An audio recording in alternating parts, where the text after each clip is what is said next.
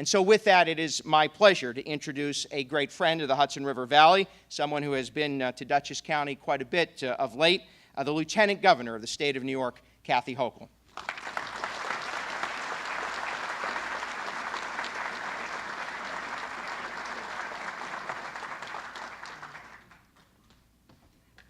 Thank you very much, County Executive. I threatened his life if he didn't leave this stand up or else I'd look short. So thank you, you did well. I will come back to Dutchess County now. And I've seen you at so many events, and I've totally appreciate how you and the people of this region have opened your hearts to me.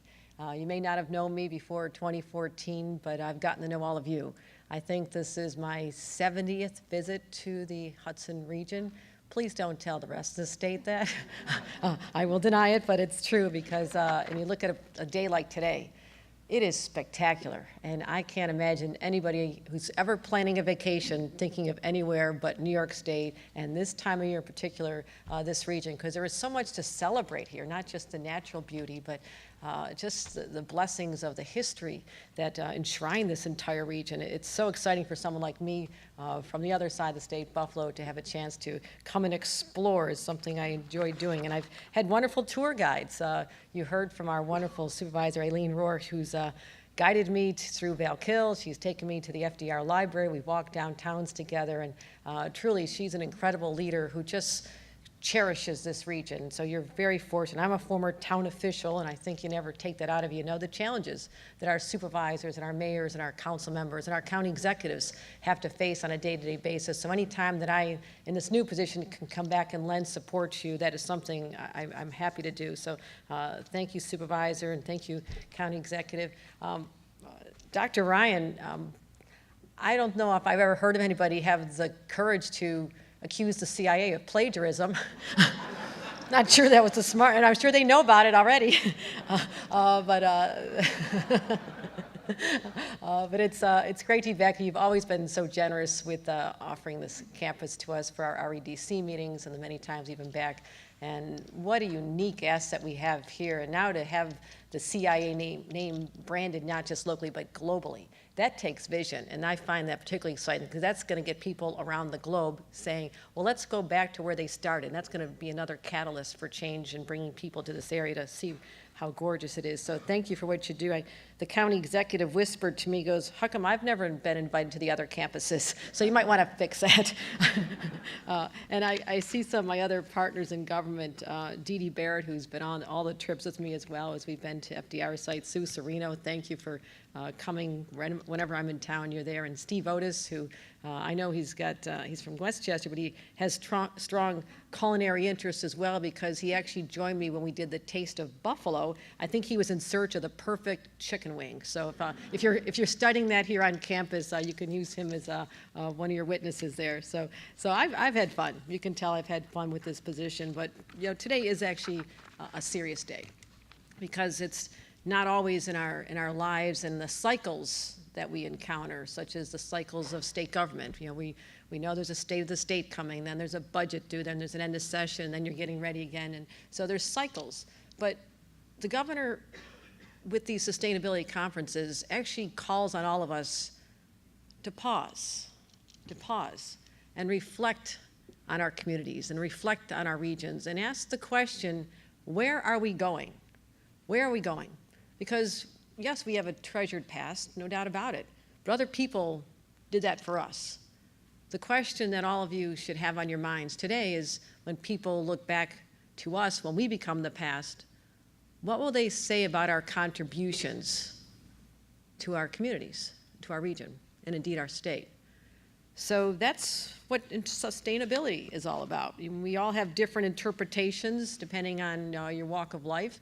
If you're a farmer, sustainability says preserving the farmland. I need to have that farmland or else I'm out of business and I can't feed people. I don't have anything to provide the CIA students to work with if that happens. That's how serious this gets. We need to make sure that farmers understand we're on their side and preserving farmland as it slips away. I mean, we understand development pressures. I represented a fairly rural area, and there are developers every day of the week offering bags of money to the farmers to sell out to put in housing developments.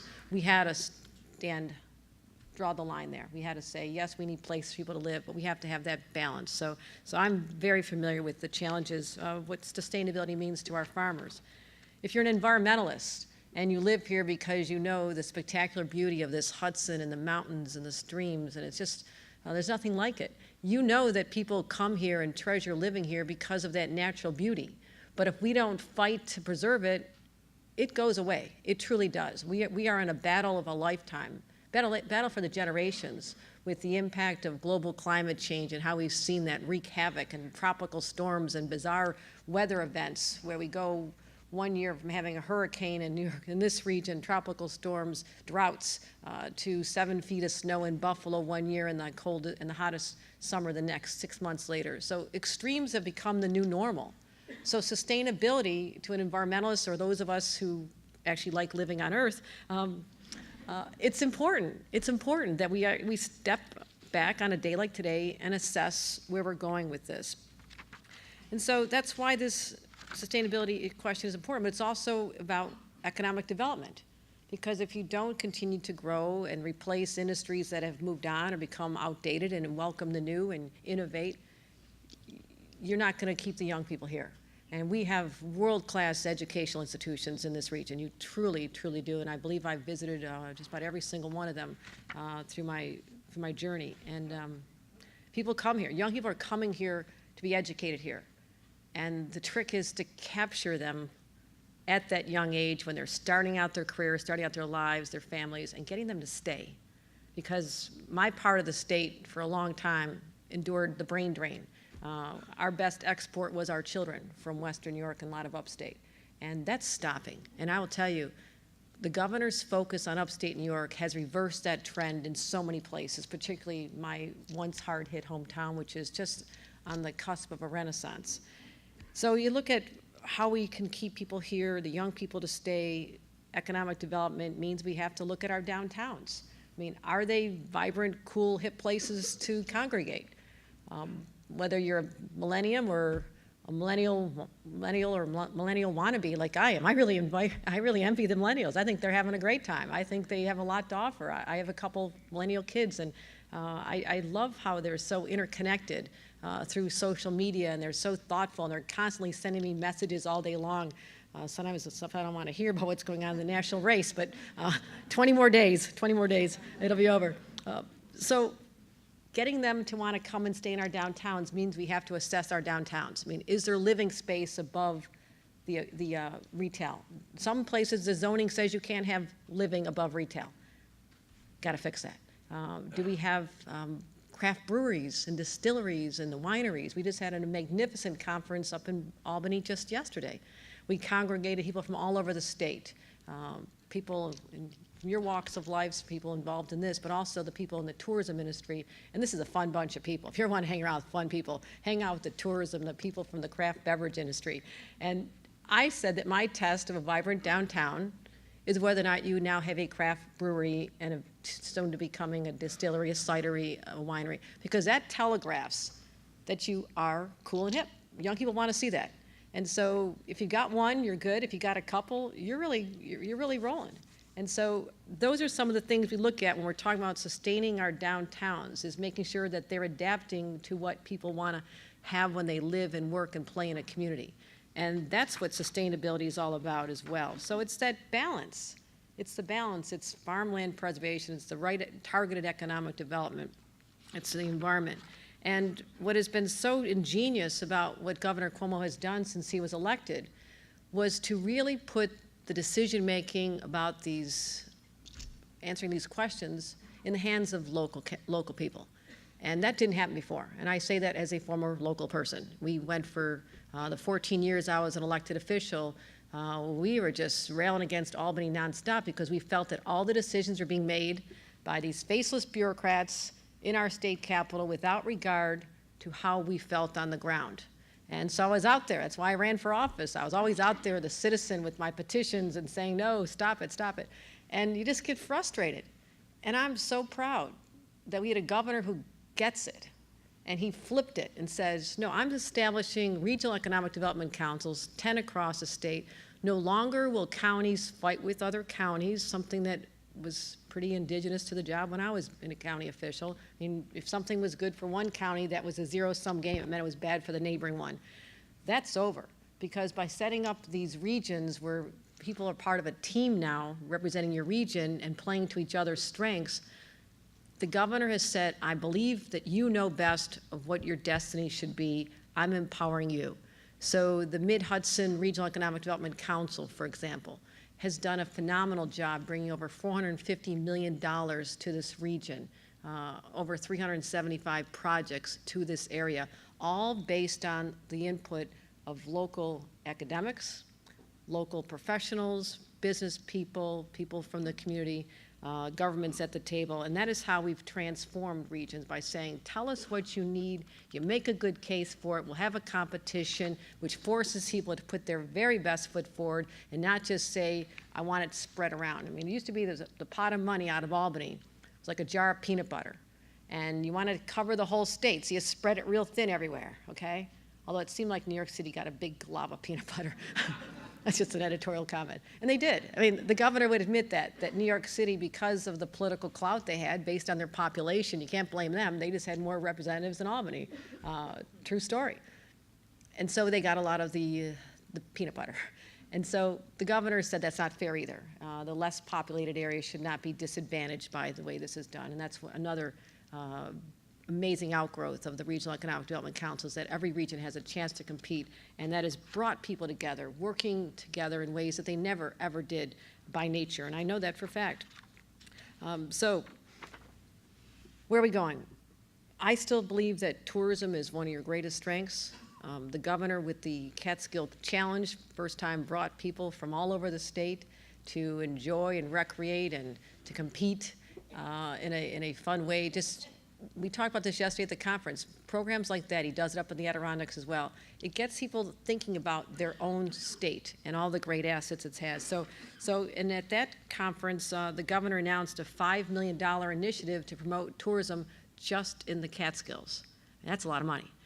And he has Robert De Niro, a resident of this area, is one of our faces of that initiative, and there was a lot of excitement.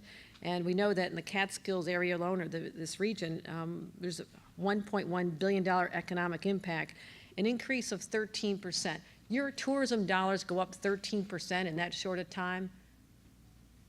Local officials, that's revenues. That's sales tax revenues coming in to help you provide your services. That also means that people are looking at you differently. It helps the restaurant owners and the people who are in the hotel and hospitality industry. And then the little shops. I mean, I've walked so many little shops.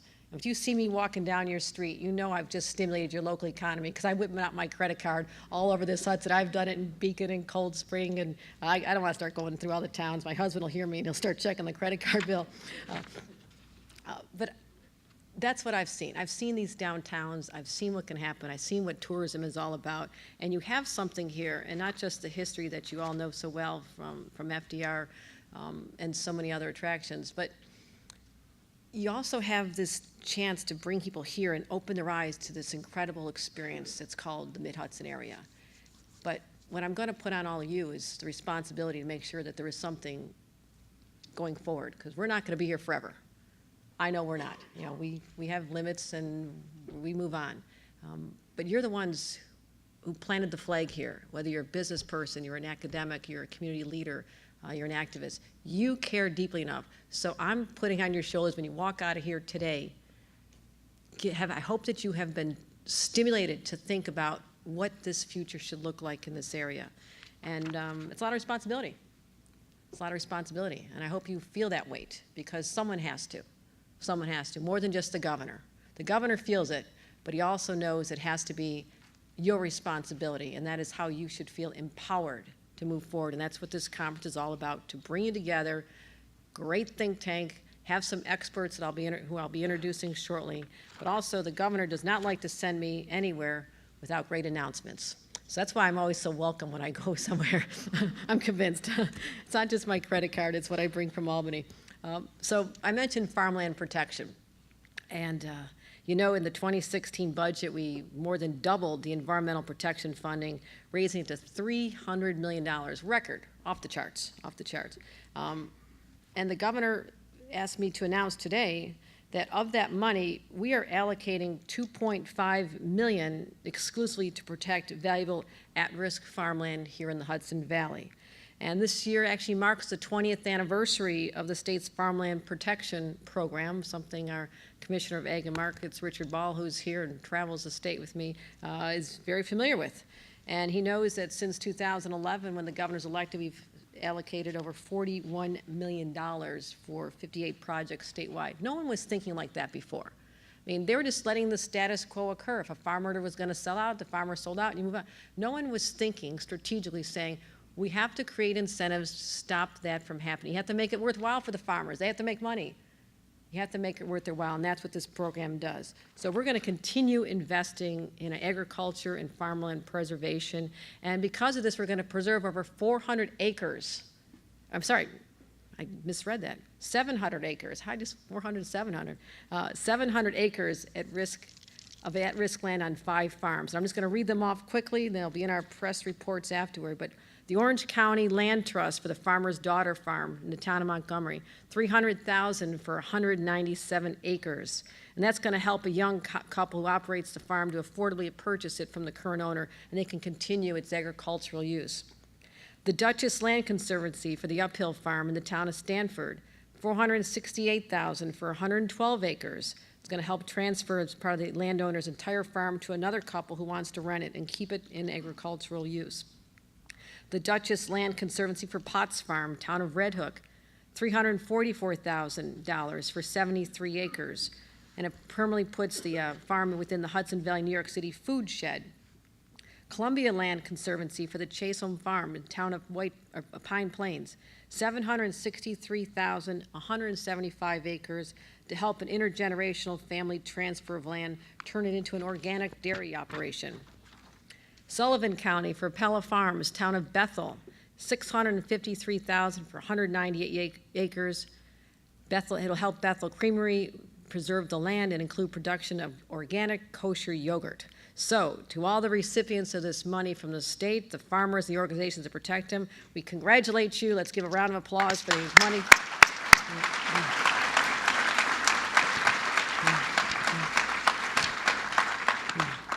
All right. You like that? One more announcement.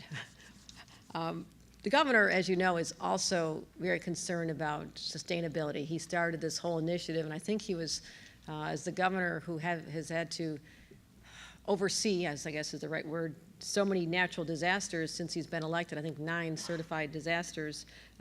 He's very keenly in tune with the need to preserve the environment and create sustainability and find any way we possibly can to reduce our carbon footprint.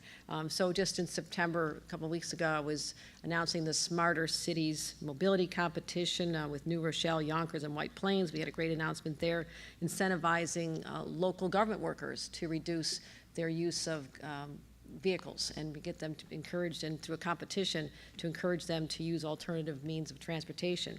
But we also are looking not just on the streets, we're also looking up. We're looking up at the streetlights. And the governor wanted me to announce that one of the first of its kind projects to support even more clean energy, and that is nearly $800,000 is now available from NYSERDA for the cities, towns, and villages in the Hudson Valley region to convert their streetlights to LED. Now, we're talking about saving municipalities up to 65% on electricity and more than $6 million in energy costs. It also reduces greenhouse emissions. By transitioning to LED lighting over the next 15 years, it'll be the equivalent of moving 8,800 cars off the road. So let's give it up for the communities that are going to be competing for $800,000 for this project as well. All right, enough for me. I've got to get out and enjoy the outdoors. You guys can sit in here. It is a gorgeous day. I was so happy to be here with all of you, but I leave you in good hands. And I'm going to turn you over right now to a true expert in this field. We are blessed to have Catherine Tumbler here.